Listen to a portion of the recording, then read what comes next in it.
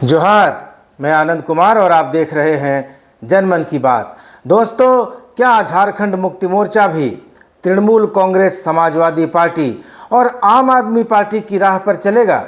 22 फरवरी को झारखंड मुक्ति मोर्चा की केंद्रीय कार्य समिति की बैठक में नेताओं ने जो बातें कही हैं, उसको देखकर तो यही लग रहा है कि जेएमएम भी अब कांग्रेस को लोकसभा के चुनाव में ज़्यादा सीटें देने के मूड में नहीं है। हालांकि मुख्यमंत्री चंपई सोरेन ने पिछले दिनों कांग्रेस के राष्ट्रीय अध्यक्ष मल्लिकार्जुन खड़गे से मुलाकात की थी। सीटों के बंटवारे पर चर्चा भी इन दोनों दलों के बीच में हो रही है, लेकिन कोई अंतिम फैसले की घोषणा अब तक नहीं हुई है। 2019 के लोकसभा चुनाव में कांग्रेस ने ज़्यादा सीटें ली थी। तब इस गठबंधन में 4 दल हुआ करते थे: कांग्रेस, झारखंड मुक्ति मोर्चा, राष्ट्रीय जनता दल और झारखंड विकास मोर्चा। झारखंड विकास मोर्चा बाबूलाल मरांडी ने साल 2006 में बनाया था और 2020 में झारखंड विकास मोर्चा का अस्तित्व खत्म हो गया। बाबूलाल मरांडी अपने गुट के साथ भारतीय जनता पार्टी में विलय कर गए और उनकी पार्टी से जीत कर आए 2 अन्य विधायक प्रदीप यादव और बंधु तिर्की ने अपने गुट का विलय कांग्रेस में कर दिया। खैर, बात लोकसभा चुनाव की हो रही थी। 2019 के लोकसभा चुनाव में कांग्रेस ने झारखंड की 7 सीटों पर चुनाव लड़ा था।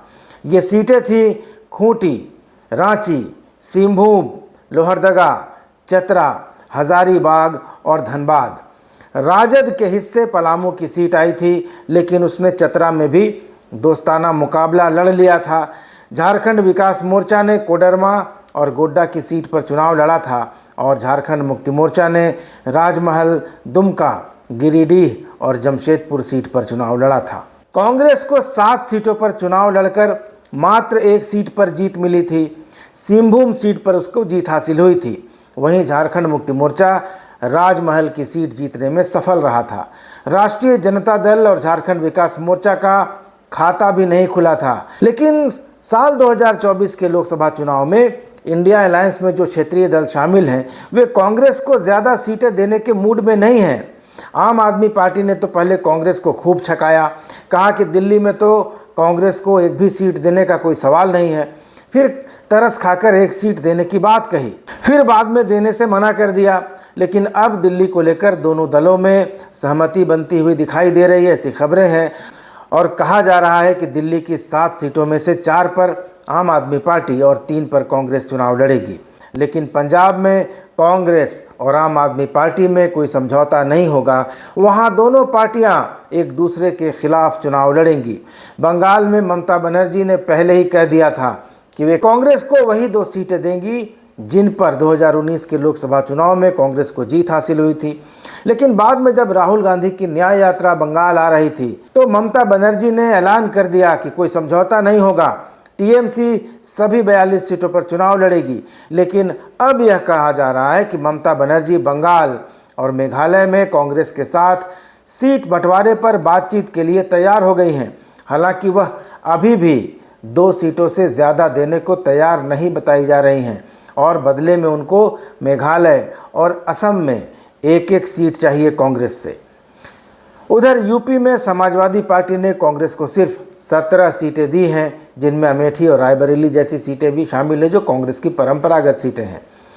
बिहार में जब तक जनता दल यूनाइटेड और राष्ट्रीय जनता दल का गठबंधन था, कांग्रेस को मुश्किल से 4 या 5 सीटें मिलती दिखाई दे रही थीं। लेकिन अब जबकि जनता दल यूनाइटेड राष्ट्रीय जनतांत्रिक गठबंधन यानी एनडीए के पाले में चला गया है, कांग्रेस यहां ज़्यादा सीटों की उम्मीद कर सकती है। तो दोस्तों, इन सारी खबरों पर झारखंड मुक्ति मोर्चा के नेता पैनी नज़र बनाए हुए हैं। झारखंड मुक्ति मोर्चा भी इंडिया अलायंस का हिस्सा है और इस बार झारखंड मुक्ति मोर्चा के नेता यह कह रहे हैं कि जब दिल्ली, उत्तर प्रदेश, बिहार या दूसरे प्रदेशों में क्षेत्रीय दल कांग्रेस को कम सीटें दे रहे हैं, तो फिर ऐसा कौन सा कारण है कि झारखंड में मजबूत होते हुए भी झारखंड मुक्ति मोर्चा कांग्रेस को ज़्यादा सीटें देने की बात कर रहा है? नेताओं का कहना है कि हमें भी ज़्यादा सीटें मिलनी चाहिए। 22 फरवरी को रांची में झारखंड मुक्ति मोर्चा की केंद्रीय कार्य समिति की बैठक हुई और इस बैठक में मंत्री मिथिलेश कुमार ठाकुर और बसंत सोरेन तथा मथुरा महतो, लोबिन हेम्ब्रम, और नलिन सोरेन जैसे सीनियर विधायकों का कहना था कि आगामी लोकसभा चुनाव में झारखंड मुक्ति मोर्चा को ज़्यादा सीटें मिलनी चाहिए। झारखंड मुक्ति मोर्चा के नेताओं को लग रहा है कि हेमंत सोरेन के खिलाफ ईडी ने जो कार्रवाई की है उससे जनता में उनके पक्ष में सहानुभूति है और इसका फायदा चुनाव में मिल सकता है।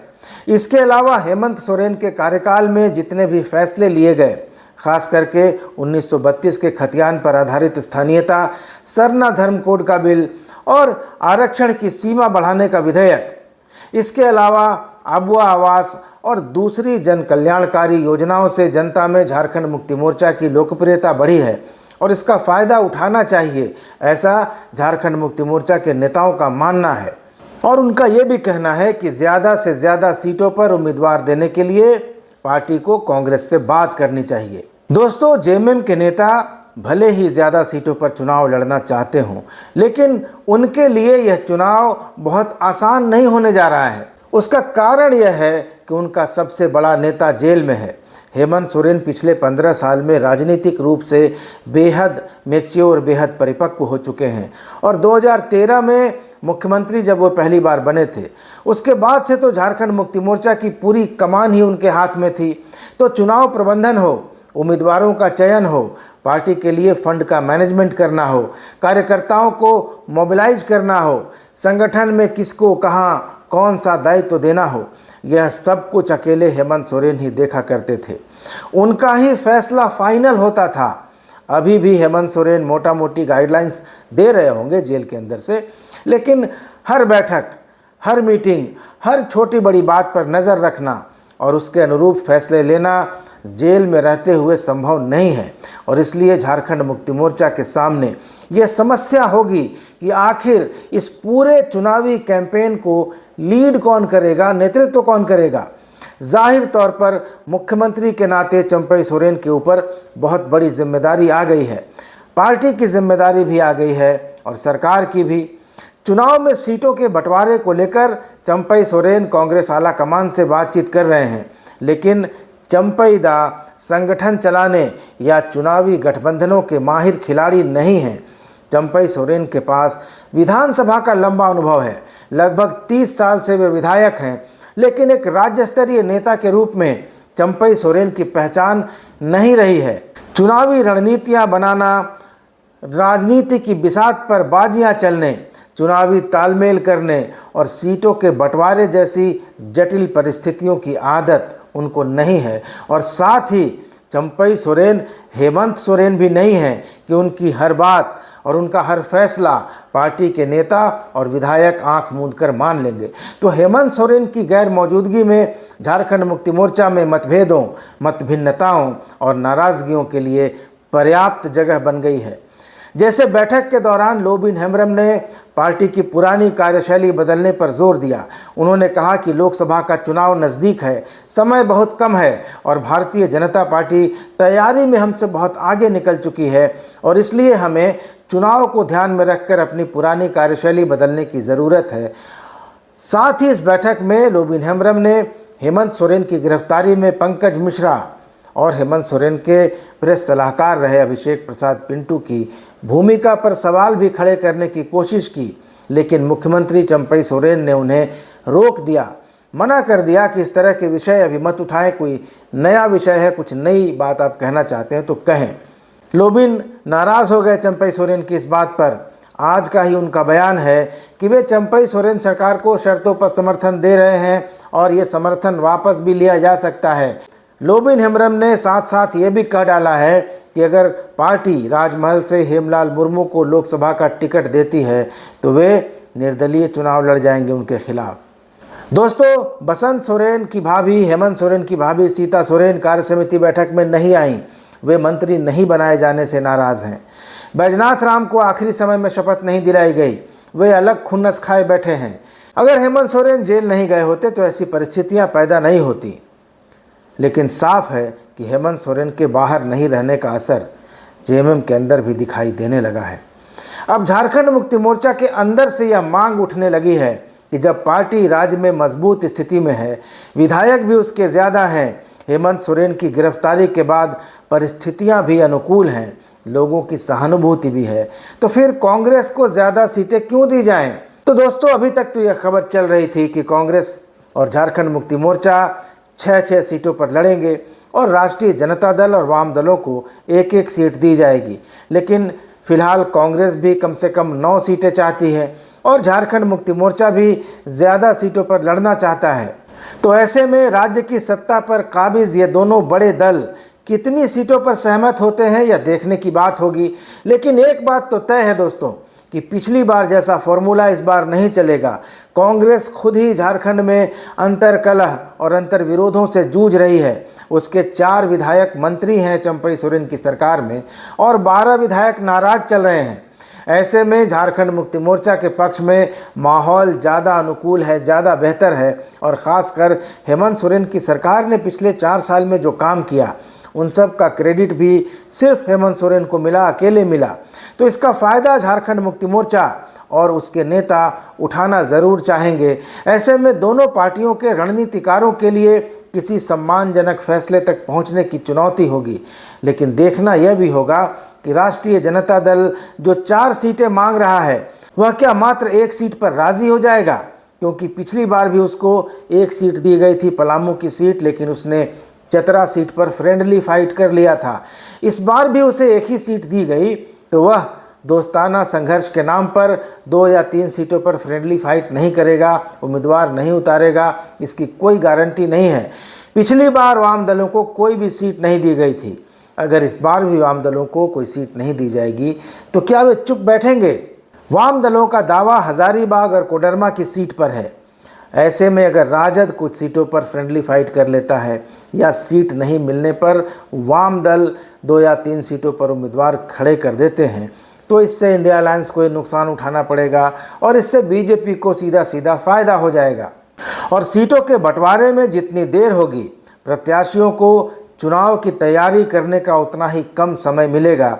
जबकि भारतीय जनता पार्टी की तैयारी तो लगभग पूरी हो चुकी है, बूथ स्तर तक उसकी तैयारी लगभग मुकम्मल है और उम्मीद है कि चुनाव की घोषणा होते होते भारतीय जनता पार्टी उन सभी सीटों पर उम्मीदवारों की घोषणा कर देगी जहां उसे पिछले चुनाव में या तो हार मिली थी या वोटों का अंतर उसकी जीत में बहुत कम रहा था।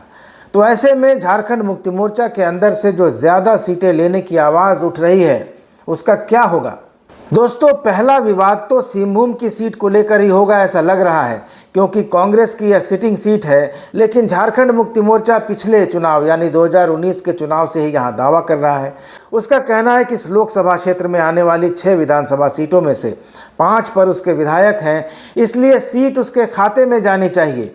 यहाँ से कांग्रेस की गीता कोड़ा सांसद हैं, लेकिन उनके लंबे समय से भारतीय जनता पार्टी में शामिल होने की अटकलें चल रही हैं और कांग्रेस भी स्थिति पर, हालात पर नज़र बनाए हुए है। हालांकि गीता कोड़ा खुद बार बार यह कह रही हैं कि वह कांग्रेस के साथ हैं, कांग्रेस में ही रहेंगी, लेकिन सूत्र बता रहे हैं कि गीता कोड़ा और उनके पति मधु कोड़ा बीजेपी में जा सकते हैं। लंबे समय से ईडी, सीबीआई और इनकम टैक्स की कार्रवाई का सामना कर रहे मधु कोड़ा के सामने कोई ज़्यादा विकल्प भी नहीं बचे हैं। अगर उन्हें एजेंसियों से राहत पानी है तो उनको भाजपा में जाना ही होगा, वॉशिंग मशीन में धुलना ही होगा। तो अगर गीता कोड़ा भाजपा में जाती हैं तो कांग्रेस इस सीट पर अपना दावा छोड़ सकती है और इसके बदले वह जमशेदपुर की सीट ले सकती है, जहां से पूर्व सांसद और कांग्रेस के बड़े नेता डॉक्टर अजय कुमार पहले ही उम्मीदवारी का आवेदन पत्र भर चुके हैं। और इसी तरह खूंटी और लोहरदगा 2 ऐसी सीटें हैं जहां कांग्रेस भी दावा कर रही है और झारखंड मुक्ति मोर्चा भी दावा कर रहा है। अब ऐसे में समझौते की क्या सूरत बनती है यह देखना बेहद दिलचस्प होगा। यह स्थिति भी बन सकती है कि अगर महत्वाकांक्षाएं जोर मारें और कोई भी कम सीट लेने पर राजी न हो तो फिर इंडिया अलायंस का शिराजा बिखर सकता है। झारखंड मुक्ति मोर्चा सभी सीटों पर उम्मीदवार उतारने का फैसला भी ले सकता है, क्योंकि कांग्रेस के साथ रहकर जेएमएम को नुकसान ही ज़्यादा उठाना पड़ा है। दोस्तों, मोदी और अमित शाह के निशाने पर क्षेत्रीय दल नहीं है, निशाने पर कांग्रेस है। कांग्रेस मुक्त भारत का जो नारा भाजपा ने दिया है उसमें जो भी क्षेत्रीय दल कांग्रेस का साथ देता है या बीजेपी को चुनौती देता है, केंद्रीय एजेंसियों के जरिए उसके भी बड़े नेताओं को निपटा देने की तैयारी कर दी जाती है। हेमंत सोरेन के साथ भी ऐसा ही होता हुआ दिखाई दिया है। लेकिन अब जबकि हेमंत सोरेन जेल चले गए हैं, झारखंड मुक्ति मोर्चा बिना लीडर का हो गया है, नेतृत्व विहीन हो गया है। हमने देखा है कि ईडी के केस में लंबे समय तक जमानत नहीं मिलती, तो अगर विधानसभा के चुनाव तक हेमंत सोरेन को जमानत नहीं मिलती है, तब जेएमएम के चुनाव अभियान की अगुवाई कौन करेगा, यह सवाल भी पार्टी के सामने खड़ा होगा। क्योंकि हर दल की तरह झारखंड मुक्ति मोर्चा के अंदर भी कलह है, नाराजगी है, असंतोष है और मतभेद है।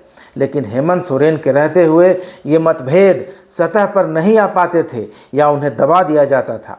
हेमंत सोरेन की अनुपस्थिति में यह सब सतह पर आ जाएगा। ऐसी स्थिति में कौन मैनेज करेगा, कौन जिम्मेदारी उठाएगा? क्या पति की गैरहाजिरी में कल्पना सोरेन पार्टी की बागडोर संभालेंगी और बसंत सोरेन और चंपई सोरेन उनका साथ देंगे, या चंपई सोरेन ही बागडोर संभालेंगे, नेतृत्व करेंगे, या फिर संथाल परगना में बसंत सोरेन लीड करेंगे और बाकी झारखंड में चंपई सोरेन बागडोर संभालेंगे? इन सब चीज़ों पर बहुत चर्चा, बहुत मंथन होना बाकी है। लेकिन बहरहाल झारखंड मुक्ति मोर्चा के नेताओं ने यह मांग उठाकर कि लोकसभा के चुनाव में झारखंड मुक्ति मोर्चा को ज़्यादा सीटों पर दावेदारी करनी चाहिए। कांग्रेस के रणनीतिकारों के माथे पर चिंता की लकीरें तो डाल ही दी हैं। दोस्तों, ये वीडियो कैसा लगा कमेंट करके ज़रूर बताइएगा। चैनल को सब्सक्राइब ज़रूर कर लीजिएगा। अगले वीडियो में मिलेंगे, तब तक इजाज़त दीजिए। धन्यवाद, नमस्कार।